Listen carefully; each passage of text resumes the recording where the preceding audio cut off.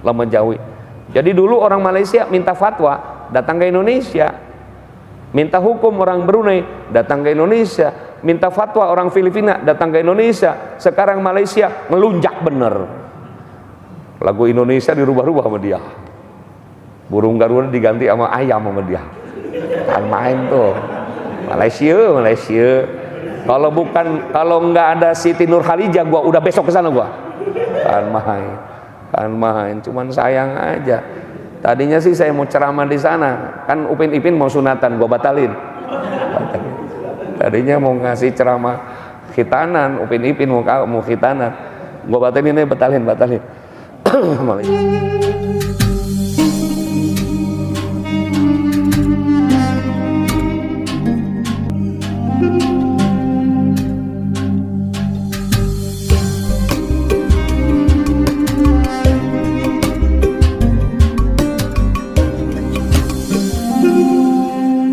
Bismillahirrahmanirrahim.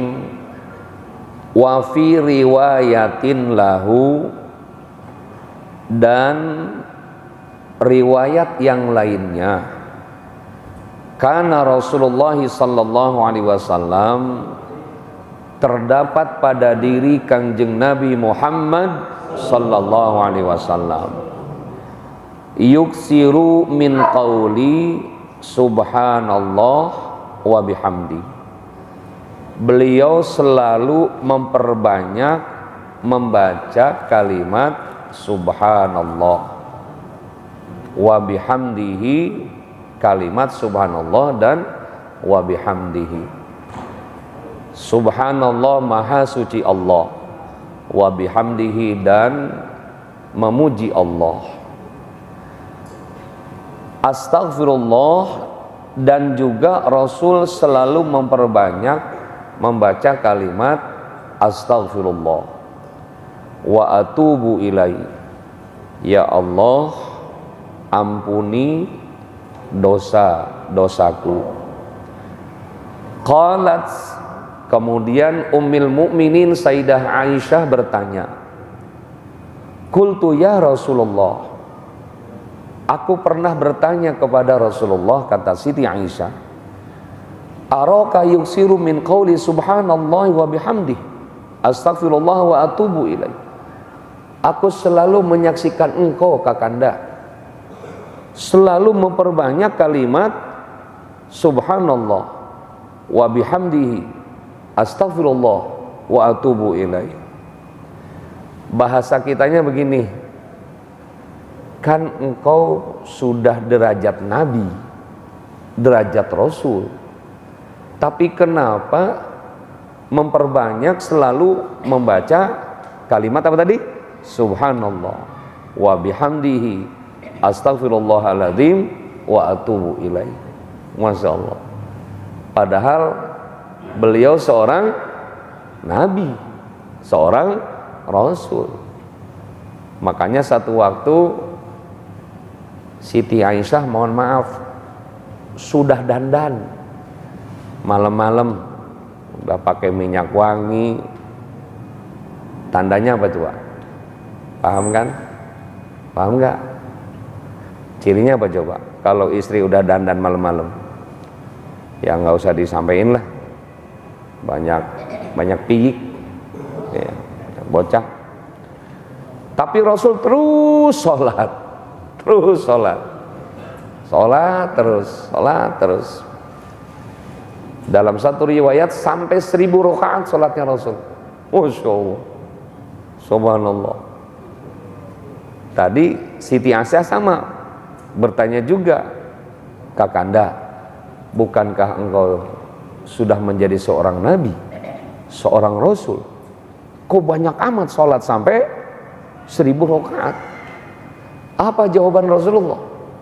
Wahai istriku, belum seberapa aku sholat 1000 rakaat dengan nikmat-nikmat yang Allah telah berikan kepada kita. Masya Allah. Jadi nikmat Allah itu la tahsuha, tidak akan terbalas, tidak akan pernah kita bisa membalas nikmat-nikmat Allah yang Allah berikan kepada kita. termasuk Rasul sendiri tadi mengatakan. Jadi bahasa Cengkarengnya, bahasa Kapuknya, istriku, aku sholat sampai 1000 rakaat belum seberapa dengan kenikmatan Allah yang Allah berikan kepada diriku. Masya Allah, pada manusia. Waduh, itu Rasulullah. Persis seperti apa yang kita sampaikan tadi dalam hadis ini. Kata Siti Aisyah, qalat qultu ya Rasulullah, aku bertanya kepadamu wahai Rasulullah, araka yuksiru min qauli subhanallah wa bihamdihi astaghfirullah wa atubu ilaih. Aku telah menyaksikan engkau, melihat engkau memperbanyak mengucap kalimat subhanallah, maha suci Allah, wa bihamdika, dan memuji Allah, astaghfirullah wa atubu ilaih, dan mohon ampunan kepada Allah atas segala dosa-dosanya. Padahal Nabi punya dosa apa enggak? Nabi kan dimaksum, jangankan dosa besar, dosa kecil terpelihara. Itu Nabi, itu Nabi, itu Nabi. Kalau keturunan Nabi punya dosa enggak? Punya lah turunan, kan nggak ada yang sifat maksum, nggak ada ya. Nah, faqala, kemudian Rasulullah menjawab, akhbaroni Rabbi, Allah telah memberikan kabar kepadaku melalui malaikat Jibril, anni sa'ara alamatan fi ummati fa idza ra'aituha aktsartu min qauli subhanallah wa bihamdihi astaghfirullah wa atubu ilaihi faqad ra'aituha. Kata Rasul, anni sa'ara alamatan, saya nanti akan menyaksikan, akan melihat alamatan, ciri, bahasa Jermannya tetenger. Ngerti nggak lo? Terjemahin Mas Yani, apa bahasa Jawanya tuh? Ningali. Fi ummati, pada umatku nanti, fa idza ra'aituha aksartu min qauli subhanallah wa bihamdihi astaghfirullah wa atubu ilaih. Nanti akan aku saksikan di akhirat umatku, khusus orang-orang yang selalu mengumandangkan kalimat subhanallah wa bihamdihi astaghfirullah wa atubu ilaih. Masya Allah. Jadi seperti itu nanti, khusus akan Rasul lihat nanti umatnya di akhirat, orang-orang yang memperbanyak membaca kalimat subhanallah. Tuh, makanya biarin, jangan kita memperingati tahun baru Januari, jangan kita mengisi malam libur gitu aja. Kan besoknya kan merah, hari Jumat, apalagi malam Jumat, malam mustajab. Tidak menjadi masalah nanti jam 10:30 kita zikir bersama. Di mana? Di RT berapa? RT 3 nanti seberang masuk Jakarta Utara di Majlis Taklim Al Kausar tuh. Nah, jadi kita perbanyak aja zikir sih, sudah. Jangan dikait-kaitkan dengan Januari, ya janganlah, nggak usah, biarin aja. Tapi kita mengisi malam libur, kan besoknya merah, insya Allah. Nanti yang mau ngikut dengan saya ya silakan. Jam 5 sore besok saya udah berangkat ke Masjid Al Furqon Kargo Airport. 8:30 saya berangkat ke Masjid Al Inayah Motherland di sana di Tang City. Selesai insyaallah jam 10, setengah 11 langsung ke Mas Yani, pas lapar-laparnya kan di situ, pas lapar-laparnya gitu ya. Nah, dengar sih menunya apa Mas? Ya, reca bebek apa nggak tahu saya, nggak tahu ya. Gitu ya.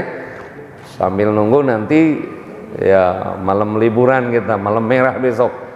Jangan dikait-kaitkan dengan Januari, nanti khawatir kita termasuk man tasyabah orang yang ikut perilaku adat istiadat budaya, nggak usah, karena kita sudah ditentukan kita punya pergantian tahun baru Hijriyah, tahun baru Islam, itu yang harus kita ikutin. Nah ini mas sekedar mengisi liburan saja, mengisi liburan malam mustajabah. Insya Allah kita perbanyak nanti malam Jumat membaca apa? Membaca Subhanallah walhamdulillah wa la ilaha illallah wallahu akbar. Insya dah itu aja. Sebab apa? Kata Rasul faqala akhbaroni rabbi anni sa'aro. Ustaz Mukhlis itu paham kalau udah saufa itu akan, sa'aro saya akan melihat. Ya kapan melihatnya? Nanti di hari akhirat. Sa'aro makanya sa'adhaba saya akan jalan gitu ya. Sa'angdur saya akan melihat. Sa'aro saya akan melihat. Alamatan ciri fi ummati daripada umatku, fa idza ra'aituha kelak nanti kalau aku lihat aksartu min qauli subhanallah wa bihamdihi, orang yang mengumandangkan kalimat subhanallah maha suci Allah, wa bihamdihi dan wa bihamdihi tahmid kepada Allah, mengucapkan kalimat hamdi tahmid, kemudian astaghfirullah wa atubu ilaih. Faqad ra'aituha, sungguh nanti akan aku lihat nanti di yaumil akhirat. Baik, idza jaa nasrullahi wal fath, apabila telah datang pertolongan Allah wal fath, pada futuh Mekah. Jangan ngobrol ngajinya. Ini yang ngobrol, saya yang lihat ini. Terusin jangan nih. Ya. Nah, sampai mana tadi? Idza jaa nasrullahi wal fath. Dulu kan permulaan kita ngaji masih ingat nggak? Itu kan ditafsirkan oleh siapa? Abdullah bin Abbas. Idza jaa nasrullahi wal fath. Kalau tafsir umum, telah datang pertolongan Allah pada hari pembukaan penguasaan kembali kota Mekah. Itu kan tafsir umum. Kata Abdullah bin Abbas, idza jaa nasrullahi wal fath, telah datang ajal yang menjemput ajal Rasulullah sallallahu alaihi wasallam. Masyaallah. Itu tafsirnya Abdullah bin Abbas. Makanya beliau pertama kali yang menyusun kitab tafsir, namanya Tafsir Abbas. Beliau siapa? Putra dari Sayyiduna Abbas radhiyallahu an. Beliau Abbas itu pamannya Rasul, punya anak namanya Abdullah. Berarti Abdullah apanya Rasul? Apanya Rasul? Sepupunya Rasul. Jadi anak pamannya. Jadi kalau zaman sekarang ngaku cucu Rasulullah, keliru, salah. Sekarang ini dari Rasulullah sampai sekarang, dari Nabi Muhammad ke Muhammad tukang tape di Cengkareng, itu hampir 43 keturunan, 1500 tahun itu kan dia. Dari Nabi Muhammad sampai Muhammad tukang di mana tadi?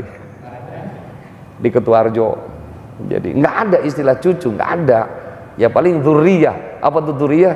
Ya artinya keturunan. Saya kadang-kadang senyum aja. Habib Anu kedatangan cucu Syekh Abdul Qadir. Cucu dari mana? Dari Hong Kong apa? Masya Allah. Kadang-kadang nggak main, logikanya nggak main. Cicit Rasulullah datang dari Libanon. Apa Syekh Abdul Qadir datang dari Libanon. Kata. Cicit. Dari mana? Ngitung-ngitung aja. Kita aja, saya aja nih ya. Abah saya, abah kakek, kakek buyut, kemudian kumpi kemudian wareng, kemudian cenggeh, kemudian utuk-utuk kesananya. Udah habis, nggak tahu saya, gitu ya. Ya saya, abah, kakek, terus buyut, terus wareng, Wareng cenggeh utuk-utuk kesananya, nggak tahu nggak utuk-utuk tuh apaan, utuk-utuk udah habis tuh, udah habis. Kadang-kadang sotoy, kadang-kadang itu ya. Cicit Syekh Abdul Qadir datang ke Kiai mana, Habib apa, aduh Masya Allah, cicit Abdul Qadir. Mungkin Abdul Qadir tukang ikan kali di Bogor ya, Abdul Qadir. Iya, kalau Syekh Abdul Qadir kan zamannya, waduh, zamannya setelah tabi'in ya, subhanallah, kan main ya. Baik, kita kembali. Idza jaa nasrullahi wal fath, artinya Fathu Mekah, ketika Mekah dikuasai oleh Rasulullah pada tahun ke-6 Hijriah. Catat, jadi 6 tahun Rasulullah sholat di Madinah menghadap Aqsa, tidak menghadap Ka'bah. Jadi sejarah sholat itu pernah kita ke timur, bukan ke barat. Jadi Aqsa itu di timur, Ka'bah di barat. Jadi Aqsa kita sholat itu 6 tahun Rasulullah ke timur. Kenapa enggak ke Ka'bah? Karena sekeliling Ka'bah masih banyak benda najis. Apa? Persembahan patung-patung dewa-dewa mereka. Jadi Ka'bah itu dikelilingi oleh patung-patung dari Sofa ke Marwah, patung-patung juga, jumlahnya sampai 313 patung. 313 patung. Jadi sengaja Allah sholatnya tidak menghadap Ka'bah. Setelah 6 tahun kembali Ka'bah dikuasai, itu patung-patung tadi mereka yang menghancurkan sendiri. Masya Allah. Waktu itu Abu Sufyan ini adik ibunya Rasul, jadi pamannya Rasul dari pihak ibu, masih kafir waktu itu. Dia sendiri yang menghancurkan patung-patung tadi. Kemudian dia baca syahadat, kemudian masuk Islam.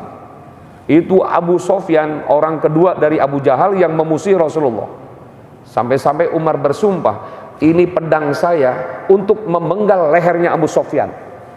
Makanya begitu ke Mekah, Umar bin Khattab ketika futuh Mekah dikuasai, ketika Abu Sufyan masuk Islam, disembunyiin oleh Utsman dan Ali. Jadi kepalanya ditutupin pakai karung, dibawa ke hadapan Rasulullah. Kata Rasul, man huwa? Siapa dia? Abu Sufyan Rasul. Terus mau baca syahadat masuk Islam. Wah, ke belakang kata Rasul. Dibuka Sufyan, baca syahadat di depan Rasulullah. Dia minta maaf sama Rasulullah. Subhanallah. Rasul terima maafnya, maaf-maafan. Itu Umar masih culungak. Mana Sufyan? Itu goloknya udah dipegang. Emang sengaja dari Madinah, ini golok saya buat leher Abu Sufyan. Kenapa? Karena kesedihan ketika dia menghina, mengusir Rasulullah dari Mekah. Subhanallah. Akhirnya mereka masuk Islam semua. Kita lihat, wa ra'aitan nasa yadkhuluna fi dinillahi afwaja.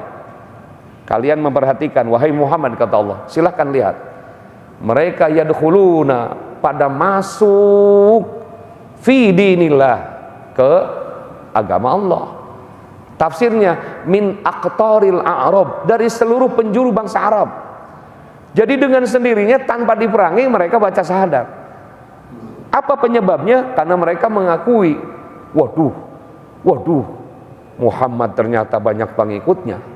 Makanya kata Husain Haikal dalam sejarahnya, Rasul itu pada 6 Hijriah bawa umatnya 10.000 umat. Jadi 10.000 orang ke Mekah. Jadi orang Mekah yang sepencot 300 orang, dia melihat 10.000 orang, Masya Allah, kata mereka, perang juga jadi arang nih urusannya, pasti kalah. Mendingan kita baca syahadat masuk Islam. Dengan sendirinya mereka masuk Islam. Makanya disebut dengan Futuh Mekah. Jadi Mekah merdeka itu atas rahmat Allah.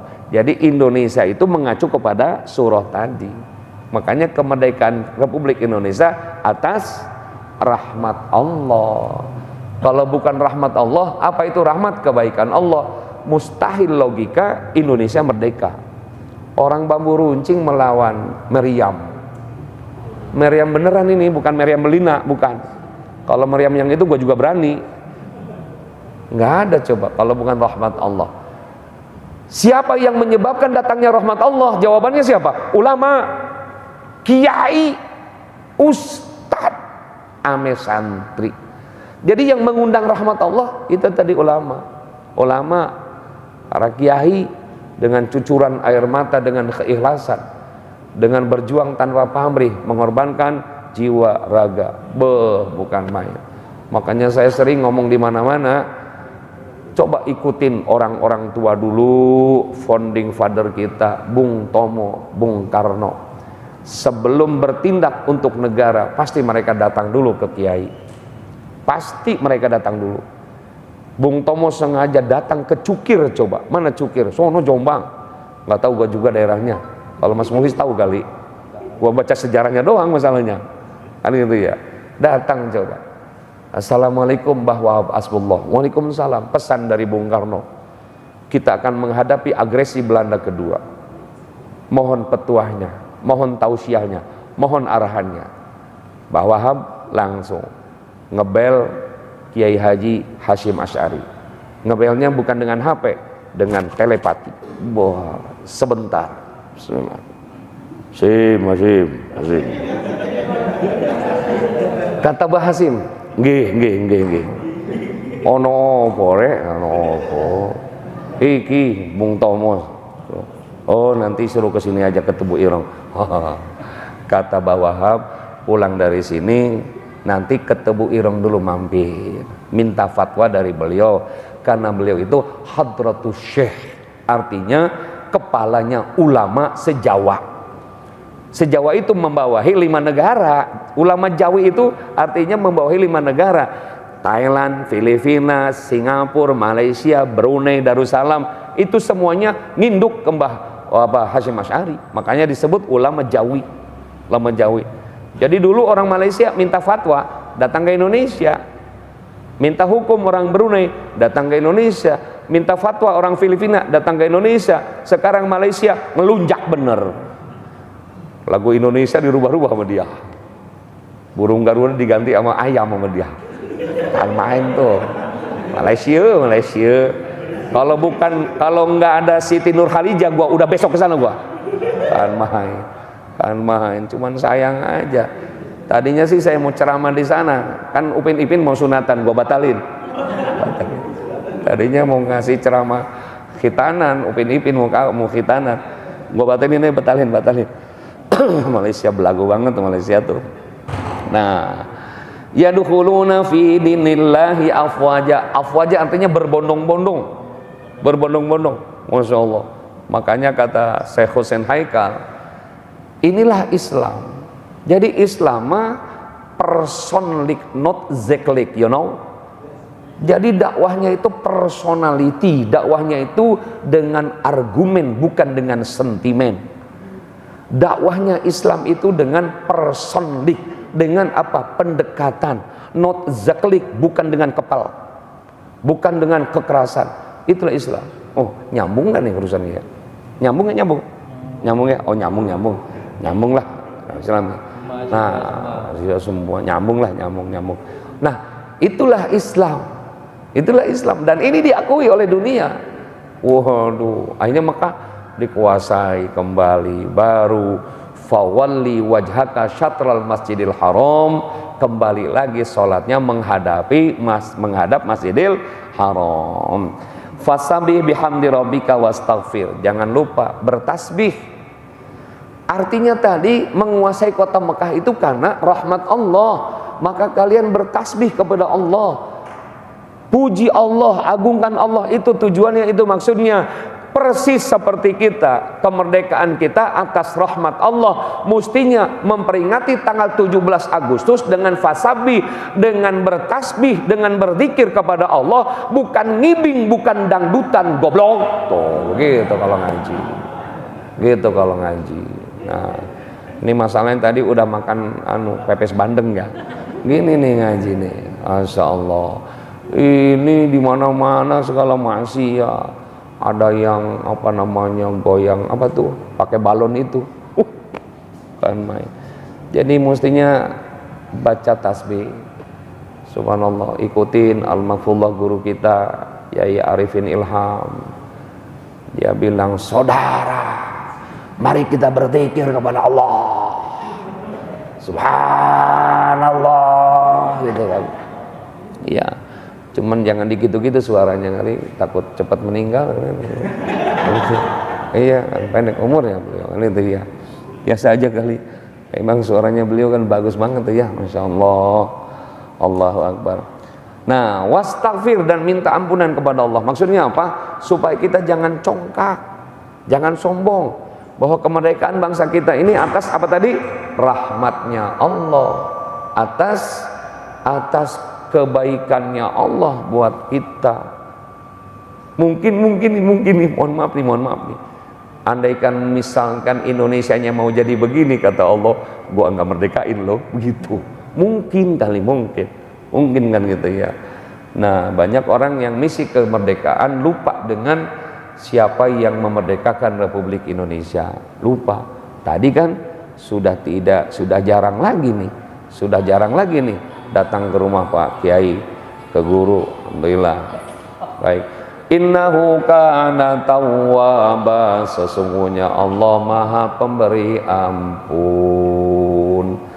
Walaupun tadi orang yang congkak, orang yang egois, masih Allah ampuni kalau dia mau bertobat. Seperti sahabat-sahabat Nabi yang dulunya kasar memusuhi Nabi, memerangi Nabi pada masuk Islam, mereka bertobat. Innahu kana tawwaba, masih diterima sama Allah taubatnya. Ar-Rabi'u, hadis yang keempat. An Anasin radhiyallahu anhu qala, dari Sayyiduna Anas, semoga Allah ridho padanya, amin. Qala, berkata Anas, innallaha azza wa jalla taba'al wahya ala Rasulillah sallallahu alaihi wasallam qubaila wafatihi hatta tuwafiya aksara ma kanal wahyu, muttafaqun alaih. Kata Anas bin Malik, sesungguhnya Allah azza wa jalla, azza yang maha mulia, wa jalla dan yang maha perkasa, taba'al wahya ala Rasulillah sallallahu alaihi wasallam qubail wafatihi. Surah ini berkaitan dengan detik-detik akan kematiannya Rasulullah.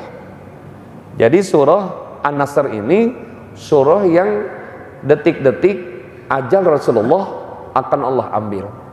Beda kalau Rasulullah mah ajalnya sebelum datang juga malaikat Ijrailnya uluk salam dulu, izin dulu, assalamualaikum. Kata Rasul, waalaikumsalam. Rasul lagi demam, ngucap waalaikumsalam. Kata putrinya Fatimah Zahra, ada siapa ya Rasul? Bapak bukain pintunya. Dibuka sama Fatimah, pintunya nggak ada siapa-siapa. Nggak ada siapa-siapa. Abi suruh masuk. Nggak ada siapa-siapa. Suruh aja masuk. Orang dibilang nggak ada siapa-siapa, suruh aja masuk, kata Rasul. Fatimah nanya, emangnya siapa Nabi? Emangnya siapa Abi? Malaikat Ijrail. Langsung ditutup pintunya. Itu perasaan anak tuh. Perasaan anak pada orang tuanya. Jangan begitu sayang, buka, suruh masuk. Dengan sedih nunduk Fatimah membuka pintu. Silakan masuk. Masuk Ijrail. Salam dari zat Allah yang agung. Sudahkah siap? Kami akan bawa ajalmu. Kata Rasul, jika Allah menghendaki, monggo silahkan. Siap. Masya Allah. Kira-kira kalau Ijrail sama Ustadz Mukhlis begitu ya, nanya dulu. Sudah siap Mas Mukhlis?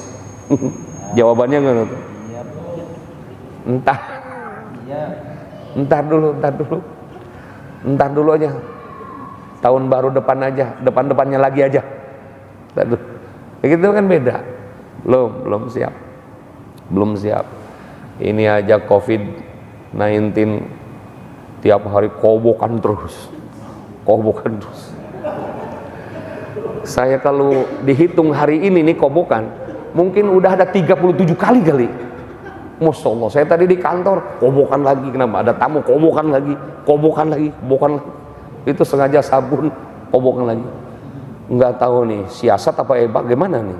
supaya warung sabunnya laku kayaknya ya. Kobokan lagi. Makan mas saya hari ini baru 1 kali. Tadi aja kali makan.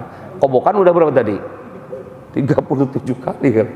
Pulang masya Allah. Tuh kembali.